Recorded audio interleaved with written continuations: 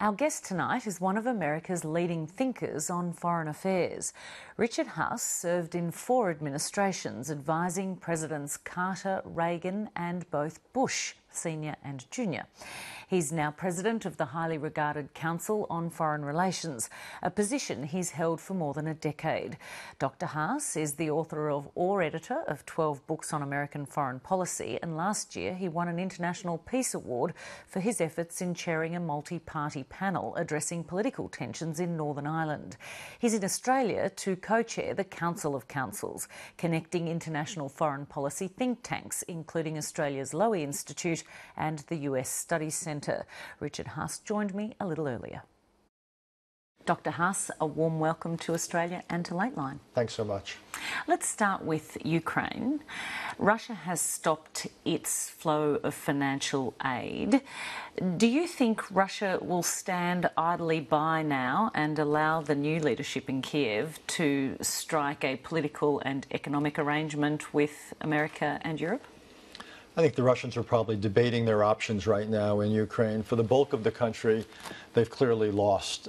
Whether they decide to participate in any EU, IMF, US sort of package, I don't know. I think the bigger question is what they do about the east of Ukraine. That's where the ethnic Russians are. That's where they have their greater strategic stakes. And I would think one of the real dangers that the Russians realize they've lost, if you will, 80 or 90% of the loaf.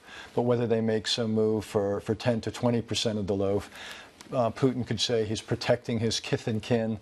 And this would be something of a face-saving measure after having lost, if you will, the basic orientation of the country.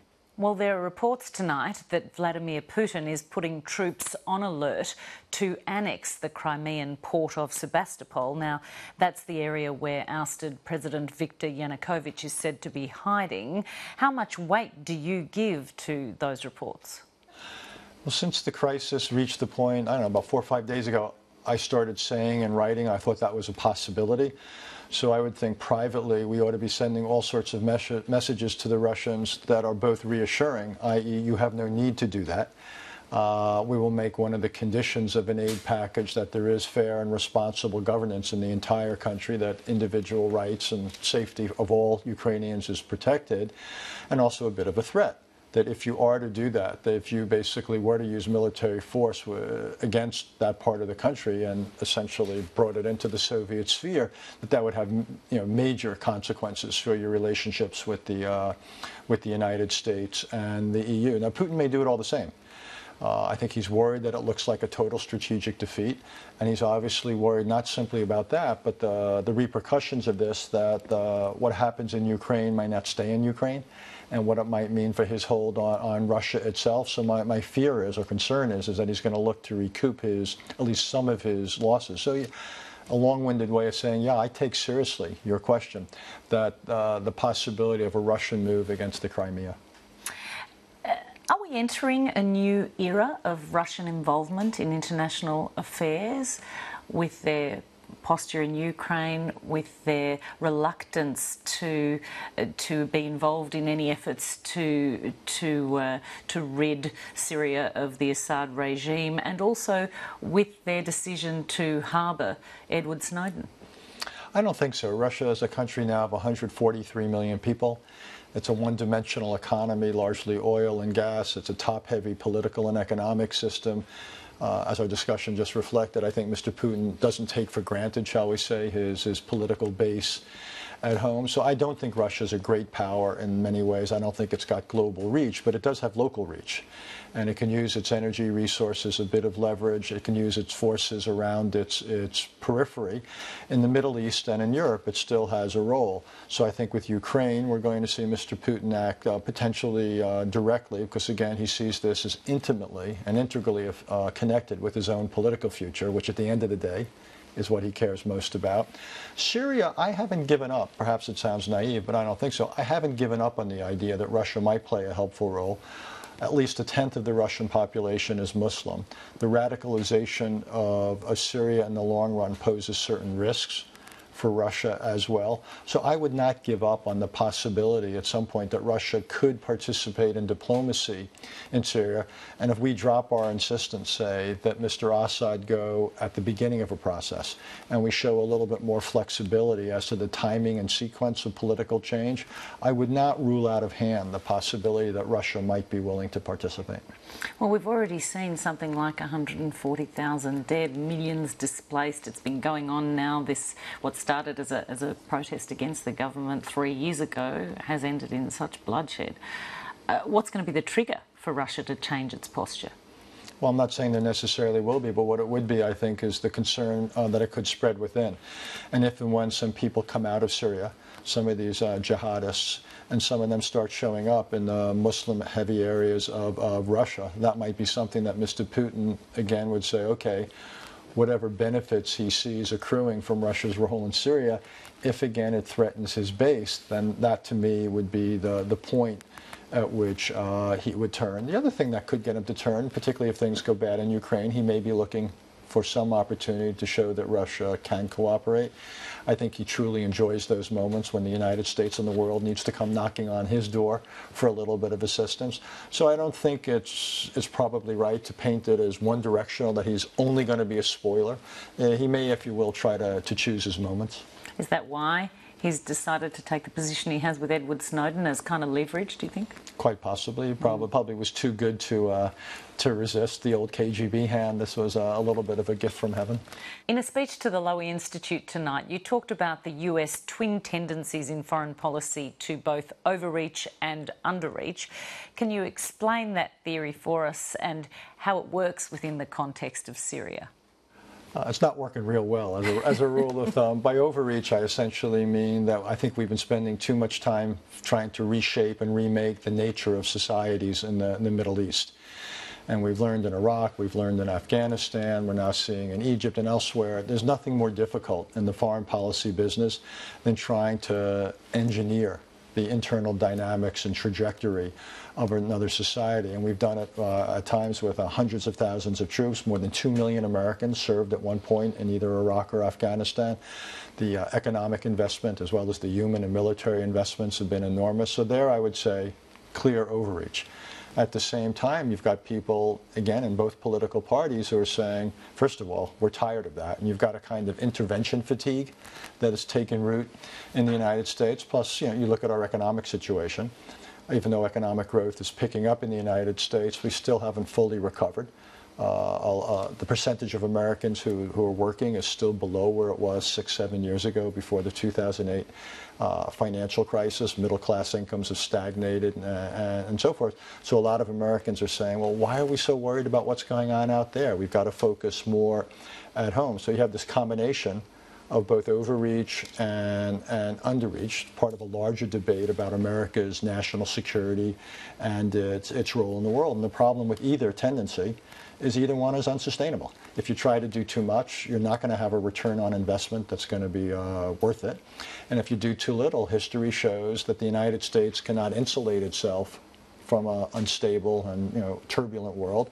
And if we do too little, the world is much more likely to become unstable and turbulent. The world is not going to fix itself, and there's no other country out there that has the willingness and the capacity to play the kind of role the United States has played.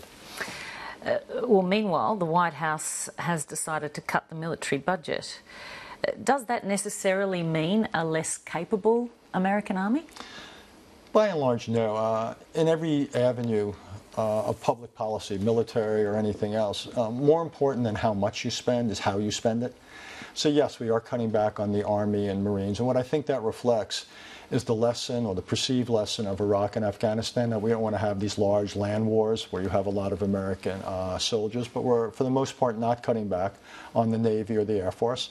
And that's consistent with the idea that, and particularly out in the Asia-Pacific area, the United States is going to have to continue to field a large military. And even with these cuts, we're still going to have an extraordinarily capable military that truly is second to none.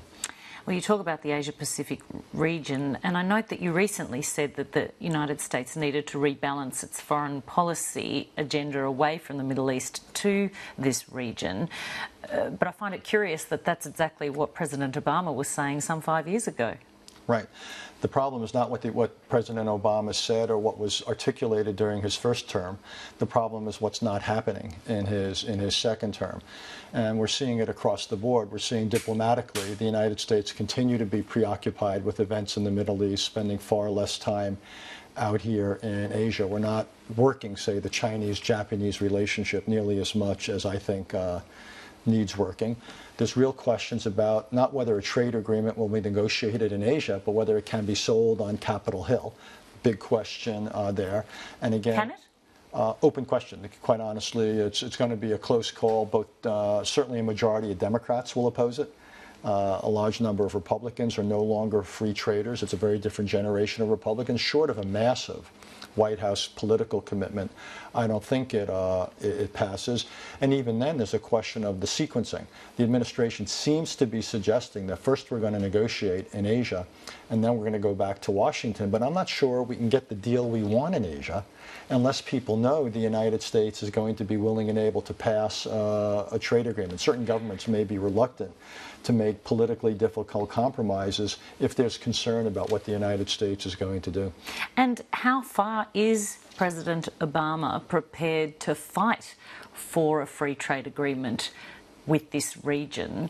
I mean, is he as passionate about this as he was, for instance, for Obamacare? Well, the short answer is no, which is why you can cite Obamacare. Trade was really orphaned in his first administration, but he has appointed a capable trade negotiator, Mike Froman. The real question is political priority. How many calories are they going to put into this? There's a large part of the Democratic base that is cool, to say the least, to free trade. And the signals out of the White House are not totally reassuring. Again, it's part of this larger question about how serious they are about the pivot or the rebalance as a matter of policy as opposed to rhetoric. Even the military increases in this part of the world, the air and naval increases haven't happened yet. So I think there's some, I don't like saying it, but I think there's some legitimacy to the concerns in this part of the world about what is it the United States is really prepared to do to make sure that this region, which has been remarkably stable for decades, but now is showing some real signs of friction, what is it the United States is really willing to do to see that things don't go off the rails here? Matching the rhetoric with some action. Exactly. Finally, the G20 finance ministers meeting in Sydney on the weekend committed to lifting global growth 2 percentage points right above the existing target over 5 years. It was billed as quite a victory for our Treasurer, Joe Hockey. Is that how you see it?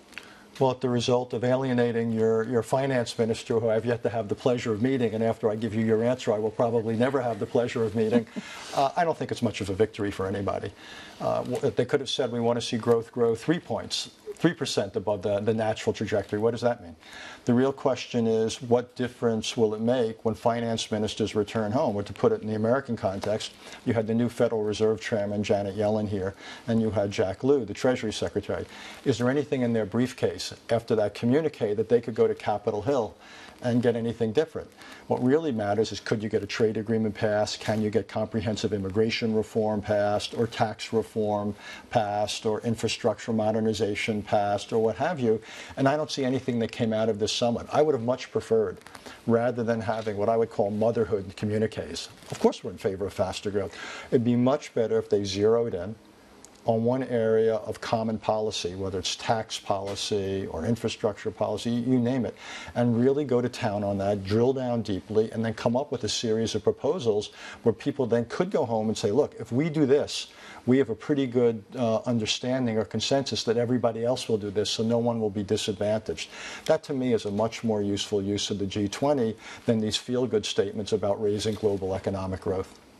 Richard Haass, we're out of time. Good luck with your Council of Councils, and thanks very much for joining us. Thanks for having me.